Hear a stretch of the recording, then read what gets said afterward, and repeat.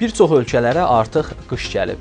Belə ki, Qərbi Avropada qar, qonşu Rusiyada isə dolu yağır. Görəsən, Azərbaycanda qış necə olacaq?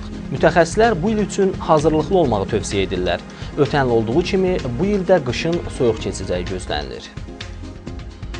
Qarşıdan gələn qışın sərt olması gözlənilir. Mütəxəssislərin fikrincə, hər 40-50 ildən bir iqlimlər bir-birini əvəzləyir. Yəni, əgər əvvəllər istiləşmə prosesi müşahidə olunurdusa, 2000-ci ildən bəri isə əksinə, soyuma prosesi gedir. Məsələn, Qərbi Avropaya artıq qış gəlib, elə qonşu Rusiyanın da soyuq hava ağışını alıb. Azərbaycanda da soyuqların uzun müddətli olması proqnozlaşdırılır. Haradasa 8-10 dərəcədən yuxarı olacaq şaxtalarımız. Özü uzun müddətli olacaq. Bu məni xatırladır 52-53-cü illəri. Bakıda həddən artıq çox bərk şaxta idi, qar yağmışdı, qarı harasa may ayında əridi.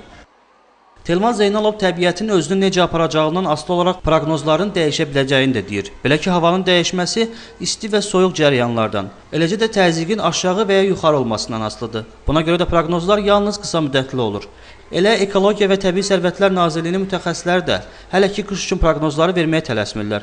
Noyabr ayına gəlincə isə havanın orta aylıq temperaturunun Bakı və Abşeron yarımadasında iqlim normasına yaxın, Naxçıvan və bəzi Aran rayonlarında isə normadan artıq olacağı proqnozlaşdırılır. Noyabrın ilk 3 gününə gəlincə, bölgələrdə də yaxın 3 gün ərzində hava şəraiti əsasən gecə və səhər saatlarında bəzi yerlərdə duman gözlənilir və birində axşam şimal rayonlarından başlayaraq şimşək çaxacağı, yağış yağacağı gözlənilir. Ayın ikisində artıq yağışın bəzi yerlərdə leysan xarakterli olacağı ehtimalı var. Ayın 3-də səhər artıq qərb rayonlarından başlayaraq yağıntıların tədricən kəsiləcəyi gözlənilir.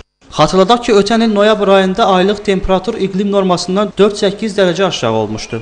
Əvvəlki illərə nəzər saldıqda isə ən soyuq noyabr ayının 1993-cü ildə müşahidə olduğunu deyə bilərik.